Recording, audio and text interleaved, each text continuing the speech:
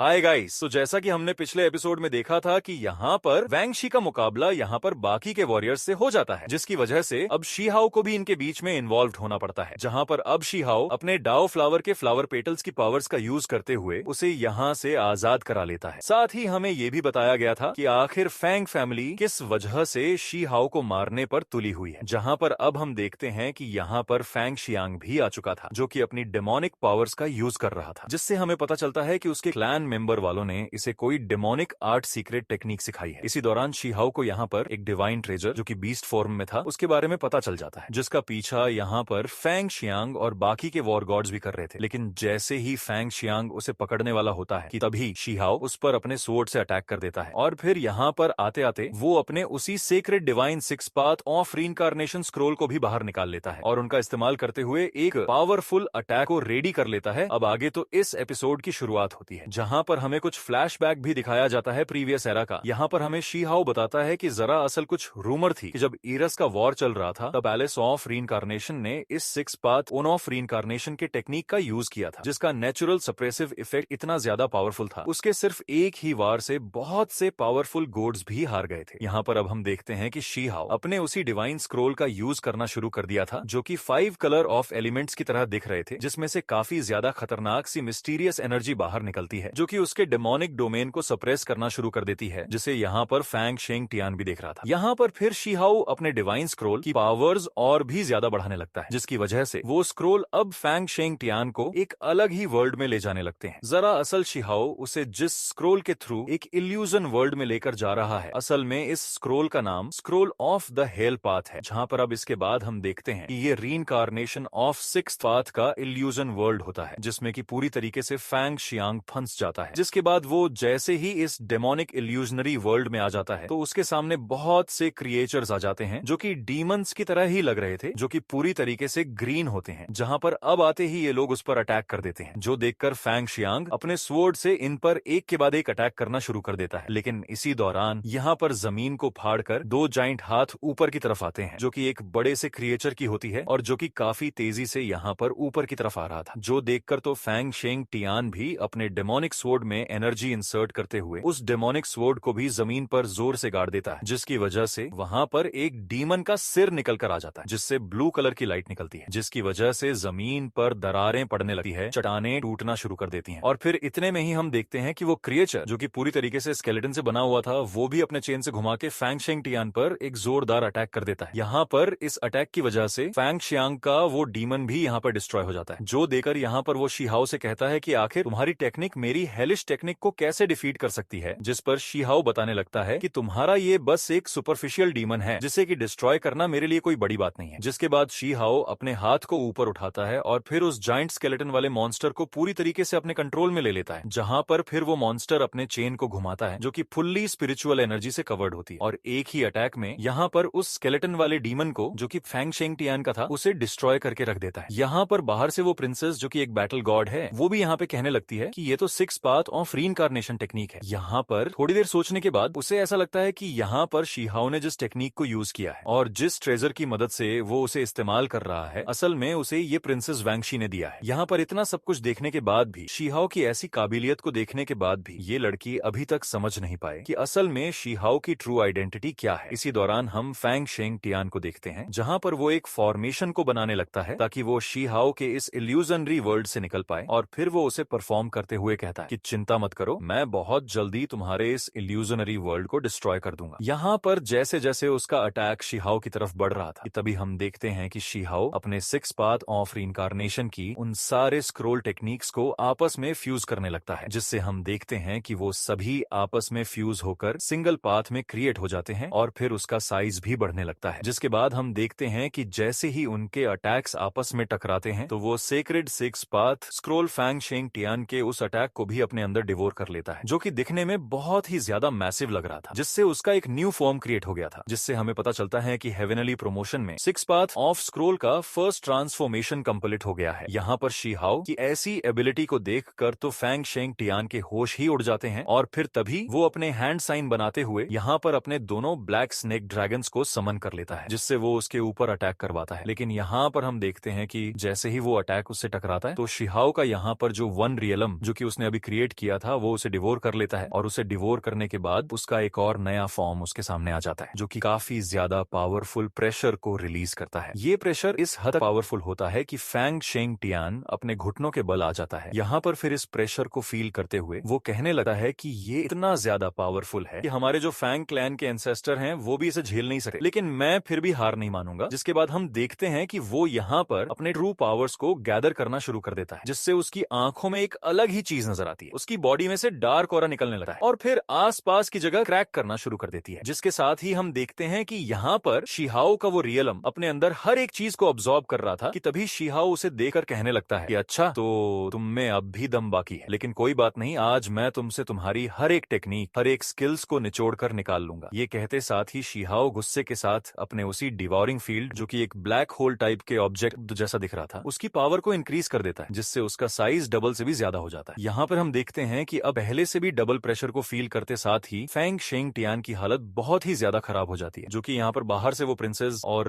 दूसरा battle God भी देख रहा था। फैंग शेंग टियान को इतना ज्यादा वीक पाकर ये लोग भी समझ जाते हैं कि अब लोहा गर्म है, हमें भी हथौड़ा मार देना चाहिए, और फिर वो प्रिंसेस वॉर गॉड भी अपनी पावर का यूज करके उस पर अटैक कर देती है, जिससे कि फैंग जियांग बहुत दूर जाकर गिरता है। और फिर जैसे ही फैंग शेंग टियान अपने पैरों पर खड़ा होता है तो उसकी आंखों में तो खून सवार होता है। गुस्सा तो उसकी आंखों से ही समझ आ रहा था, और फिर वो यहाँ पर अपने हेल ट्रांसफॉर्मेशन को यूज करता है, जिससे वो अपने क्लैन की सबसे सीक्रेट टेक्निक का यूज करते हुए डार्क एनर्जी को गैदर करना शुरू कर देता है, जिसके साथ ही हम देखते हैं कि उसका रूप ही अब चेंज होने लगा है। और फिर उसके पीछे एक गेट अपीयर होता है, और उसके साथ ही वो यहाँ पे कहने लगता है कि तुम तीनों ने इस बैटल में इन्वॉल्व होकर अच्छा नहीं किया, अब मैं तो मरूंगा ही, लेकिन मैं तुम सबको भी लेकर डूबूंगा, और शुरुआत तो सबसे पहले इस इंसान से होगी, और अगर तुम लोगों में जरा सा भी हिम्मत है तो फिर मेरे इस अंडरवर्ल्ड ग्राउंड वाले पैलेस में आकर दिखाओ। जो कहते हुए वो उस गेट के थ्रू अंडरग्राउंड पैलेस के अंदर चला जाता है ताकि इन पर अटैक कर सके। यहाँ पर उसकी बातें सुनकर शिहाओ कहने लगा कि चिंता मत करो, मैं यहाँ पर आया ही इसीलिए हूँ कि सबसे पहले मैं तुम्हें अपने रास्ते से हटाऊं। जो कहते हुए शिहाओ भी उसके पीछे चला जाता है, जो देखकर ये दोनों भी उनको फॉलो करना शुरू कर देते हैं, और फिर पूरी जगह पर अंधेरा छा जाता है। लेकिन इसी अंधेरे का फायदा उठाते हुए यहाँ पर फैंग शेंग टियान इन लोगों पर अटैक करना शुरू कर देता है, जिसके बाद हम देखते हैं कि यहाँ पर फैंग शेंग टियान बीच बीच में इतनी जोर जोर से हंसता है कि उसके अंदर की ईविल एनर्जी सभी को नजर आने लगती है, और फिर वो बड़े बड़े रॉक से इन पर अटैक करता है, जो देखकर शिहाओ भी अपनी थंडर लाइटनिंग का यूज करके उस पर अटैक कर देता है, जिस अटैक को वो अपने बैरियर से रोक लेता है। जहाँ पर एक जोरदार धमाका होता है, और जैसे ही वो अपने बैरियर को यूज करता है तो सभी को नजर आ जाता है कि फैंग शेंग टियान कहाँ पर है। इसी दौरान फैंग शेंग टियान गुस्से के साथ में शिहाओ को ललकारने लग जाता है और कहता है कि आखिर तुम हो कौन, लेकिन इससे कोई फर्क नहीं पड़ता, अगर दम है तो अकेले मुझसे फाइट करो। जो सुनकर शिहाओ कहने लगता है कि मैं कौन हूँ ये तो तुम थोड़ी देर में ही जान जाओगे। इसी दौरान हम देखते हैं कि जो सेकंड वॉर गॉड था वो यहाँ पर फाइट करने के लिए आगे बढ़ता है, लेकिन तभी प्रिंसेस उसे रोकते हुए कहती है आखिर तुम्हें इतनी जल्दी क्यों है इनके बीच में घुसने की, हमें तो बस यहीं पर रहकर ये सब देखना चाहिए। जिसके बाद वो शिहाओ से कहने लगती है कि ये तुम्हारा दुश्मन है और इसने तुम्हें चुनौती दी है तो तुम ही इसका सामना करो। जिसे सुनकर शिहाओ भी रेडी हो जाता है और अटैक के लिए प्रिपेयर हो जाता है, लेकिन जैसे ही वो आगे बढ़ता है तो हम देखते हैं कि यहाँ पर फॉग से बने हुए कुछ क्रिपी से हैंड्स शिहाओ को कवर करना शुरू कर देते हैं। यहाँ पर हम देखते हैं कि ईविल डार्क एनर्जी पूरी तरीके से शिहाओ पर छा जाते हैं, और यहाँ पर चारों तरफ फैंग शेंग टियान की ईविल हंसी सुनाई देती है, जो देखकर शिहाओ भी हैरान था। यहाँ पर फिर फैंग शेंग टियान कहने लगता है कि तुम मेरे इस डार्कनेस प्रजन में फंस चुके हो। जिसके साथ ही हम देखते हैं कि वो यहाँ पर अपनी जाइंट डेमोनिक लॉ से शिहाओ पर अटैक करने के लिए आगे बढ़ता है और कहता है कि क्या हुआ, कहीं तुम्हें डर तो नहीं लग रहा, तुम तो मुझे यहाँ पे मारने आए थे ना, क्या हुआ। अब यहाँ पर शिहाओ की बॉडी उस डार्कनेस प्रजन में कैद हो चुकी थी, जहाँ पर बहुत से क्रीपी से हैंड उसे कवर किए होते हैं, लेकिन तभी अचानक से गोल्डन एनर्जी वहां पर ग्लो करना शुरू कर देती है, जिसके साथ में डिवाइन थंडर भी फ्लो कर रहा था, जो दिखने में काफी ज्यादा मैसिव लग रहा था। जिसके नेक्स्ट सीन में यहाँ पर एक जोरदार धमाका होता है और शिहाओ खुद को आजाद कर लेता है, जिसके साथ ही हमें पता चलता है कि शिहाओ ने यहाँ पर थंडर एम्पायर के उस टेक्निक का यूज किया है जिसकी मदद से उसने 9 हेवन थंडर नेट को क्रिएट कर लिया था, और फिर वो 9 हेवन थंडर अटैक सीधा फैंग शेंग टियान की तरफ कर देता है और कहने लगता है कि जरा एक बार अच्छे से देख करके बताओ कि किसने किसे ट्रैप किया।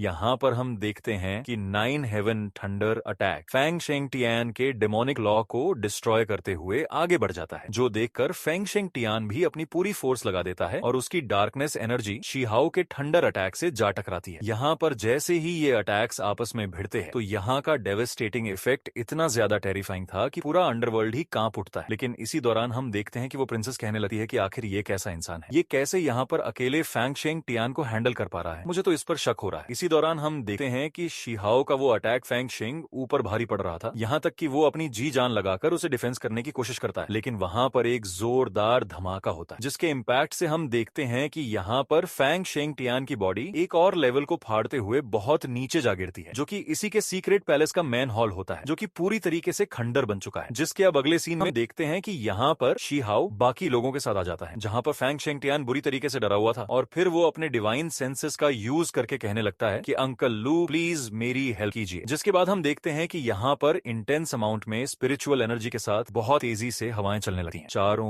ओर का नजारा पूरी तरीके से बदल जाता है। इसी दौरान यहाँ पर इसके अंकल की वॉइस गूंजती है, जो कि कहने लगती है, फैंग शिंग टियान, सिर्फ एक फेलो डिसाइपल ने तुम्हारी ऐसी बुरी हालत करके रख दी, लेकिन तुम्हारी हिम्मत कैसे हुई मुझे यहाँ पर बुलाने की? लेकिन तुमने आज जो किया है, इस वजह से तुमसे जीनियस होने का टाइटल हमेशा के लिए ले लिया जाएगा। दरअसल इस पर्सन का नाम नोवेल में फेंग जाओ बताया गया है, और इसकी डार्कनेस पावर्स को ऐसा बताया गया है कि it can explore the stars in the Cosmos, और ये विंड क्लैन का एक एल्डर है, जिसका कल्टीवेशन सुप्रीम बीइंग लेवल के है। यहाँ पर हम देखते हैं कि उस बंदे को देखकर शिहाओ और बाकी सब हैरान हो जाते हैं। जिसके बाद यहाँ पर फैंग शिंग टियान गुस्से के साथ कहता है, आखिर मेरे साथ ऐसा क्यों हो रहा है? जिस पर हम देखते हैं कि उसका अंकल उससे कहने लगता है कि तुम सच में बहुत ही ज्यादा यूजलेस हो, तुम कभी भी मेरे जैसे नहीं बन सकते। इसी के साथ हमें यहाँ पर एक बैक स्टोरी बताई जाती है, जहाँ पर फैंग शिंग टियान के 6 ब्रदर हुआ करते थे, जो कि अपने छोटे भाई पर बहुत ही ज्यादा जुल्म करते थे। लेकिन फिर आगे चल के वही लड़का बहुत ही ज्यादा पावरफुल बन जाता है, और जिसने बहुत से पावरफुल टेक्निक्स को भी हासिल कर लिया था। जिसके बाद उसने चुन चुन के अपना बदला भी लिया, और अब वो फेंग क्लैन के उनके डिसेंडेंट से भी बदला लेने वाला है। साथ ही वो यहाँ पे कहने लगता है कि अब क्योंकि मैं वापस आ चुका हूँ, तो मैं यहाँ पर तुम सभी से चुन चुन के बदला लूंगा। जिसके बाद हम देखते हैं कि वो यहाँ पर इन लोगों पर भी अटैक करने वाला होता है, जो देखकर यहाँ पर वो प्रिंसेस कहने लगती है कि अगर ऐसा ही चलता रहा तो हम सब बहुत जल्द ही मर जाएंगे। साथ ही वो उससे कहती हैं, प्लीज एटलीस्ट हम सबको तो छोड़ दीजिए, अगर आपको बदला लेना ही है तो फेंग क्लैन के डिसेंडेंट से लीजिए। लेकिन तभी यहाँ पर वो अंकल कहने लगता है, 6 पाथ ऑन ऑफ रीइंकार्नेशन, जो कि हेवेनली पैलेस की एक सीक्रेट टेक्निक थी, जो कब की खत्म हो गई थी। लेकिन ये सब देखकर ऐसा लगता है कि हेवेनली पैलेस की वो पावरफुल टेक्निक और उसका सक्सेसर अब वापस आ गया है, जो कहते हुए वो इंटेंस अमाउंट में एनर्जी प्रेशर को रिलीज करता है, जिससे बचने के लिए शिहाओ और ये सभी लोग शील्ड बनाकर बचने की कोशिश करते हैं। लेकिन यहाँ पर वो अंकल अपने प्रेशर को और ज्यादा बढ़ाते हुए कहता है कि मुझे तुम जैसे जिद्दी बच्चे बहुत ही ज्यादा पसंद है। और फिर जैसे ही वो अपना पावर बढ़ाता है, यहाँ पर हम देखते हैं कि वो शील्ड पूरी तरीके से डिस्ट्रॉय हो जाती है, जहाँ पर अब वो इन सभी पर प्रेशर डालने लगा है, जो देखकर वो प्रिंसेस कहने लगती है कि आखिर ये उसके जैसे फीमिलियर क्यों लग रहा है। जहाँ पर एक फ्लैशबैक को दिखाया जाता है, यहाँ पर शिहाओ भी कहने लगता है कि हाँ, ये कुछ हद तक फॉरेन लैंड के उस मिस्टीरियस से इमोर्टल क्रिएचर के जैसा लग रहा है, जैसा कि हमने उस वक्त देखा था। जिसके नेक्स्ट सीन में हम देखते हैं कि अंकल फेंग जाओ यहाँ पर उस प्रिंसेस के करीब आने लगते हैं, और उसके पास आकर उसके कान में कहते हैं कि तुम्हें याद है ना कि कैसे तुम मेरे साथ खेला करती थी, तो चलो फिर दोबारा से हम वैसे ही खेल खेलते हैं। वैसे भी तुम्हें मुझ में बहुत ही ज्यादा इंटरेस्ट है, मैं जानता हूँ, और मैं तुम्हें निराश नहीं करूंगा। यहाँ पर उसकी बकवास सुनकर हम देखते हैं कि प्रिंसेस को गुस्सा आ जाता है, और वो अपनी नजरों को उससे दूर कर लेती है। इसी दौरान हम देखते हैं कि यहाँ पर वो सेकंड वॉर गॉड अपने एनर्जी का यूज करते हुए अंकल फेंग पर अटैक कर देता है। लेकिन अंकल फेंग अपने हाथों से उसके अटैक को रोक लेता है, और फिर उसके एनर्जी को भी अपने अंदर ऑब्जॉर्ब कर लेता है। जिसके साथ ही हम देखते हैं कि उसकी आंखों में उसी डेमोनिक स्वॉर्ड की इमेज बनने लगती है। यहाँ पर शिहाओ के चेस्ट पर गोल्डन एनर्जी ग्लो करने लगता है, जिसे वो भी फील करता है। यहाँ पर वो अंकल फेंग कहने लगता है कि हाँ, मुझे तुम्हारे जैसे ही जवान खून की जरूरत है, और फिर वो उसके पास जाकर उसके चेहरे को पकड़कर कहने लगता है कि तुम्हारी एनर्जी को भी मैं डिवोर कर लूंगा। जिसके साथ ही वो बहुत ही क्रिपी तरीके से स्माइल करते हुए कहता है कि मैं तुम लोगों के साथ साथ इस एकेडमी के जितने भी स्टूडेंट्स हैं, उन सभी की पावर और उनकी एनर्जी को डिवोर कर लूंगा, जिससे मैं पहले से कई गुना ज्यादा पावरफुल बन जाऊंगा। जिसके बाद मैं खुद की एक फौज बनाऊंगा और सभी पर रूल करूंगा। जिसके साथ ही वो अपनी थंडर एनर्जी को रिलीज करने लगा है। इसी दौरान हम देखते हैं कि वो अपने ब्लैक ड्रैगन स्नेक को बाहर निकाल लेता है, जो कि सीधा जाकर उन लोगों को पूरी तरीके से लपेटकर जकड़ लेता है और उन्हें स्क्वीज करना शुरू कर देता है। जो देखकर वो प्रिंसेस कहने लगती है कि तुम एक बात अच्छे से जान लो, अगर हमारे सेक्ट लीडर और बाकी के जो अलायंस वाले सेक्टर लीडर हैं उनको तुम्हारे बारे में पता चल गया, तो वो तुम्हें कभी भी जिंदा नहीं छोड़ने वाले। जिस पर अंकल फेंक हंसते हुए कहता है कि उसकी फिक्र तुम मत करो, क्योंकि किसी को पता ही नहीं चलेगा कि मैं यहाँ पर हूँ। जो कहते हुए वो उनको दोबारा से स्क्वीज करना शुरू कर देता है कि तभी हम देखते हैं कि यहाँ पर शिहाओ के चेस्ट में से गोल्डन कलर की एनर्जी ग्लो करना शुरू कर देती है, जो कि सीधा निकलकर यहाँ पर उसके ब्लैक ड्रैगन स्नेक पर गोल्डन फ्लेम से अटैक करता है। यहाँ पर हम देखते हैं कि वो गोल्डन एनर्जी यहाँ पर तेजी से निकलती है और यहाँ पर इस ड्रैगन जैसे स्नेक को पूरी तरीके से जलाकर राख कर देती है, जिससे वो सभी लोग बच जाते हैं। इसी दौरान यहाँ पर हम एक प्रीमोडियल बोन स्टोन को देखते हैं जो कि ग्लो कर रहा था। यहाँ पर अब हम देखते हैं कि वहीं पर एक फॉर्मेशन एक्टिवेट हो गया था, जिसमें से उसी प्रीमोडाइल बोन स्टोन का दूसरा पार्ट निकलते साथ ही यहाँ पर वो सीधा जाकर शीहाओ के उस प्रीमोडियल बोन स्टोन वाले आर्टिफैक्ट में जाकर उसमें अब्सॉर्ब हो जाता है, जो देकर यहाँ पर अंकल फेंक कहता है कि कोई भी 6 पाथ ऑफ रीइंकार्नेशन को यूज करने वाला जिंदा नहीं बच सका। लेकिन यहाँ पर इतने प्रीशियस ट्रेजर को देखकर मालूम होता है कि यहाँ पर कोई मौजूद है जिन्हें कि इसे यूज करना आता है। जहाँ पर अब तभी हम देखते हैं कि शीहाओ के अंदर से वो जो एम्परर बटरफ्लाई मौजूद थी वो कहने लगती है कि शीहाओ, तुम्हारे पीछे एक एंशिएंट इमोर्टल पूल है, बस किसी तरह मुझे उस पूल के अंदर भेजने का कोई तरीका खोजो, जिसके बाद मैं यहाँ पर सब कुछ हैंडल कर लूंगी। जिस पर शीहाओ कहने लगता है कि अभी तुम्हारी बारी नहीं आई है। इसी दौरान हम देखते हैं कि यहाँ पर अंकल फेंक एक फॉर्मेशन को बनाना शुरू कर देता है और जैसे ही वो इसे कास्ट करता है, यहाँ पर हम देखते हैं कि 3 बड़े बड़े वही डिवाइन लोटस क्रिएट हो जाते हैं, जो इस पर्सन का डाओ फ्लावर है, जिसके साथ ही वो यहाँ पर उनसे अटैक करवा देता है, जहाँ पर मीटियोर जैसे फायर बॉल इन लोगों पर गिर रहे थे। और फिर अंकल फेंक कहता है कि तुम लोगों को जितना भागना है भाग लो, क्योंकि एट द एंड मैं तुम सभी को मारकर तुम्हें डिवोर कर जाऊंगा। इसी दौरान हम देखते हैं कि जब इन लोगों पर अटैक हो रहा होता है तो ये लोग उससे बचते हुए तेजी से भागना शुरू कर देते हैं, लेकिन वो प्रिंसेस कहती है कि हमारे पास तो भागने के लिए कोई जगह ही नहीं। जिस पर शीहाओ कहता है कि तब तो हमारे इससे लड़ने के अलावा और कोई दूसरा ऑप्शन नहीं है। और फिर हम देखते हैं कि वो लोग उस प्रीमोडाइल बोन स्टोन को आगे रख देते हैं और उस पर अपनी स्पिरिचुअल एनर्जी को डालकर एक शील्ड बना लेते हैं, जिसके साथ ही हम देखते हैं कि शीहाओ अपने उसी एम्पायर बटरफ्लाई को ऑन ऑर्डर देता है कि अब तुम्हारी बारी। जिसके बाद शीहाओ का ऑन ऑर्डर पाते साथ ही हम देखते हैं कि वो एम्पायर बटरफ्लाई बाहर निकलती है और पीछे उस होली पॉन्ड में जाकर उसके अंदर कूद जाती है। तभी हम देखते हैं कि यहाँ पर एक बड़ा सा रेड कलर का बॉल निकलता है, जिसके अंदर से ये गोल्डन एम्पायर बटरफ्लाई अपने ट्रू फॉर्म में आ जाती है और हमें यहाँ पर रेनबो बटरफ्लाई दिखाई जाता है। असल में ये उस एम्पायर बटरफ्लाई का एंसेस्टर एंशिएंट बटरफ्लाई का ट्रू फॉर्म है। यहाँ पर इस एंसेस्टर एंशिएंट बटरफ्लाई को देखकर यहाँ पर वो अंकल फेंक कहने लगता है कि तुम्हारे कोई भी ट्रिक्स आज तुम्हें मुझसे नहीं बचा सके, जिसके साथ ही वो उन पर अटैक कर देता है। यहाँ पर हम देखते हैं कि वो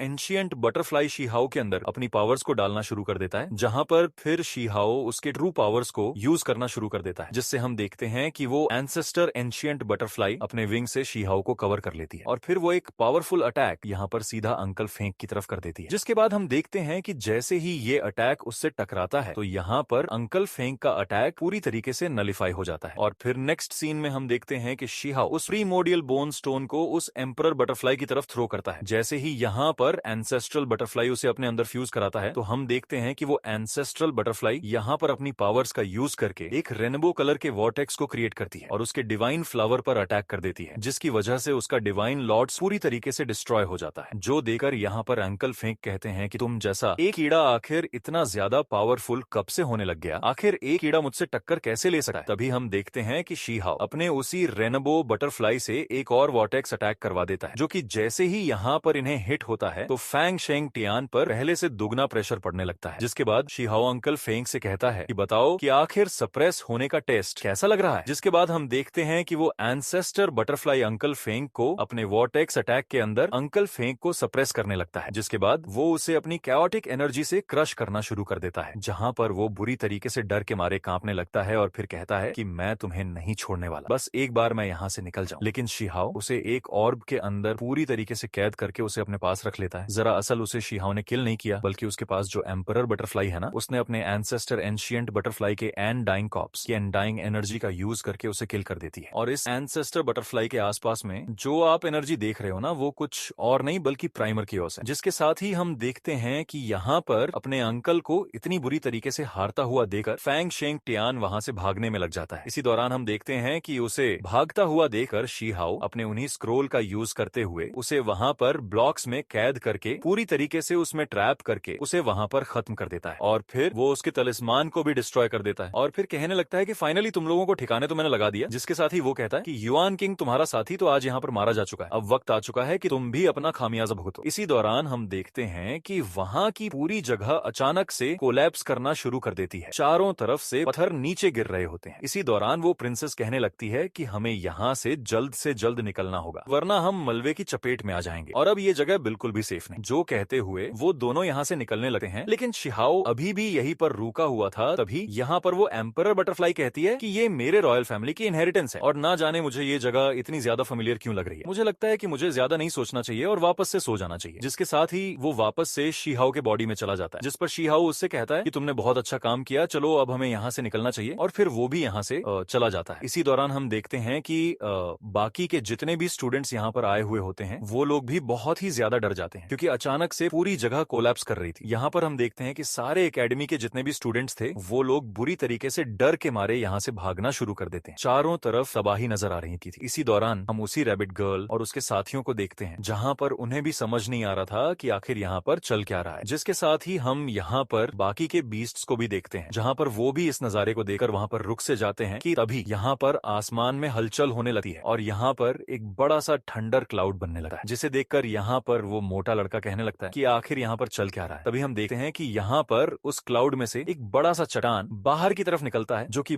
बहुत ही ज्यादा मैसिव होता है और जैसे ही वो जमीन पर लैंड करता है यहाँ पर उसके ऊपर एक बहुत ही बड़ा सा ट्रेजर रखा हुआ था। जिसके साथ ही हम देखते हैं कि बाकी के वॉर गॉड्स भी यहाँ पे आ जाते हैं। जिसके साथ ही हम शिहाओ को भी देखते हैं जो कि यहाँ आ जाता है और आकर वैंगशी के पास खड़ा हो जाता है। इसी दौरान हम देखते हैं कि वहां पर उस बड़ी सी चट्टान के ऊपर से एक एनर्जी लाइट ऊपर की तरफ निकलती, जिसके अंदर से एक चीज निकलती है जो कि बेयरलेस यूनिवर्सल पर्ल की तरह लग रहा था। इसी दौरान हम देखते हैं कि यहाँ पर उस ट्रेजर में से इंटेंस अमाउंट में प्रेशर रिलीज होता है जो कि सभी लोग दूर से फील कर पा रहे थे। यहाँ पर मिस वैंगशी कहती है कि मुझे तो लगा था कि ये वॉर गॉड से निपटने गया था, तो आखिर वो इस केव के अंदर से बाहर कैसे आया और वो भी इनके साथ में। इसी दौरान हम शिहाओ को देखते हैं जहाँ पर वो उस ट्रेजर को देखकर सोचने लगता है कि कहीं इन सभी का लेना देना उसी वर्ल्ड से तो नहीं जहाँ पर मैं एक बार गलती से पहुंच गया था। इसी दौरान हम देखते हैं कि वो ट्रेजर एक बहुत ही पावरफुल ओरा को रिलीज करता है जिसकी चपेट में आने वाला हर कोई वहां पर मारा जा रहा था, जो देखकर यहाँ पर थर्ड एल्डर अपने फिनिक्स को निकालते हुए कहता है कि हमें जल्द से जल्द इसे सप्रेस करना होगा और इस पर लगी सील को भी, वरना कोई भी यहाँ पर नहीं बचने वाला। जिसके बाद हम देखते हैं कि वो फिनिक्स उस शील्ड के ऊपर चारों तरफ से उसे कवर कर लेती है। तभी यहाँ पर एक वॉइस आती है और वो कहने लगती है कि मुझे उम्मीद नहीं थी कि हम इस तरह दुश्मन बन जाएंगे और तुम लोग कितने ज्यादा वीक हो। जहाँ पर अब अगले सीन में हमें एक डीमन का फेस दिखाया जाता है, साथ ही हमें एक फीमेल को भी दिखाया जाता है। अब इसके साथ ही ये वाला एपिसोड यहीं पर ही खत्म होता है। तो अब मिलते हैं नेक्स्ट वीडियो में, तब तक के लिए बाय बाय।